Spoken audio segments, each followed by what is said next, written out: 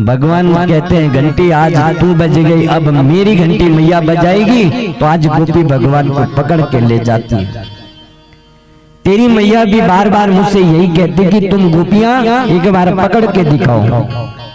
आज तुझे हमने पकड़ लिया है, आज तेरी मैया को पता चलेगा कि ये ब्रज की गोपियां झूठ नहीं बोलती, ये सच बोलती थी। ले गई गोपी भगवान को पकड़ के। अब रास्ते में गोपी जा रही है और भगवान की लीला को देखो आप। इधर गोपी ने विचार बना लिया है कि यशोदा को जाकर के बताएगी और भगवान ने क्या लीला करी। गोपी ने पकड़ा हुआ है भगवान को, सामने से उसी भाभी का देवर भगवान को आता हुआ दिखाई दिया। अब उसकी भाभी ने भगवान को पकड़ा, बात कर नहीं सकता क्योंकि उस चोरी में वो भी शामिल था। क्या किया जाए?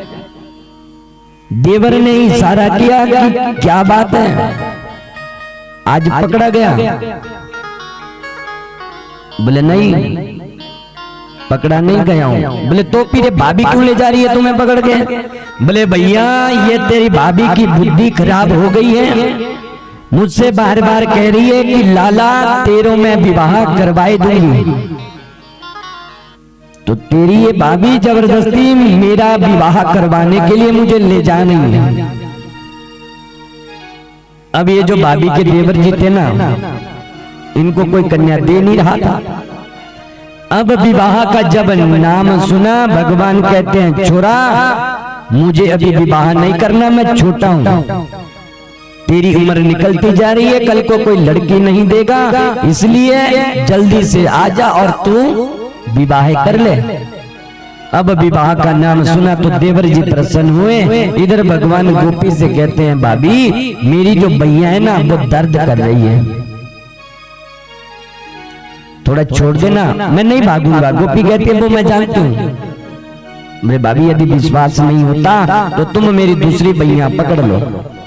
इधर भगवान ने इशारे में ही देवर को भी बुला लिया था। आज जैसे ही गोपी के हाथ से अपना हाथ भगवान ने छुड़ाया, देवर का हाथ भाभी के हाथ देकर के स्वयं वहां से भागते चले गए। अब इधर भगवान तो गोपी से पहले पहुंच गए। गोपी चिल्लाती चिल्लाती आ पड़ी, अरे यशोदा कहाँ हो? गोपी के चिल्लाने की आवाज मैया ने सुनी तो दौड़ी चली आई।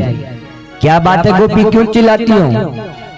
गोपी कहती है कि तू बार बार यही कहती थी कि तेरे छोरा को पकड़ के लाएंगे तो तू मानेंगी। देख आज तेरे छोरा को हम पकड़ के लाई है। मैया ने चारों तरफ देखा, छोरा तो कहीं दिख नहीं रहा है। और भगवान के बारे में मैया जानती है कि गोपी के आने से पहले भगवान पहुंच चुके थे। मैया सोचने लगी कि गोपी का दिमाग कहीं पागल तो नहीं हो गया। अरे गोपी तू बता ना, बता कहाँ है?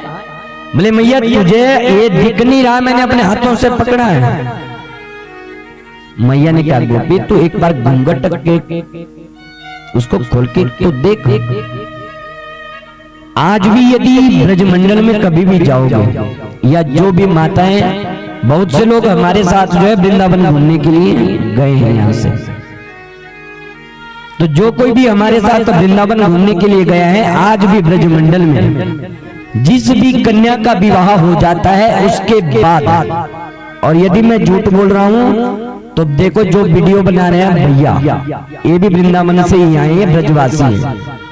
एक बार इनसे पूछना कि जिस भी कन्या का विवाह हो जाए, विवाह के बाद वो कन्या जब सबरी बन जाती है तो घूंघट जरूर डालती है। आज भी ये ब्रजमंडल की परंपरा है और हमारे यहाँ की परंपरा, ब्रजमंडल में तो आज भी घूंघट डाला जाता है। और पहले ये संस्कृति थी हमारी, ये सभ्यता थी कि जो कोई भी यदि घर में बड़ा दिखता था तो बहू कभी भी जो है बिना घूंघट के सामने नहीं जाती थी। और आजकल की बहुएं सितारा, उनका कहना क्या है? तो भाभी ने घूंघट कर रखा था इसलिए वो देख कुछ नहीं पाई, तो देवर को पकड़ लिया था। यशोदा कहती है कि एक बार तो घूंघट हटा करके तो देखो। जैसे गोपी ने घूंघट हटाया तो देखती है कि भगवान नहीं, वो तो उसी का देवर है। भगवान को सामने खड़े थे, भगवान ने गोपी की तरफ इशारा किया, कैसी रही है, मुझे पकड़वाएंगे। गोपी बेचारे शर्म के मारे वहां से चली जाती है। इस तरह तमाम गोपियां दिन प्रतिदिन भगवान की दर्शन करने के लिए भगवान की शिकायत लेकर के यशोदा जी के यहाँ आती हैं और एक एक गोपियों की शिकायत गोपियां किस तरह मैया यशोदा से शिकायत करती हैं।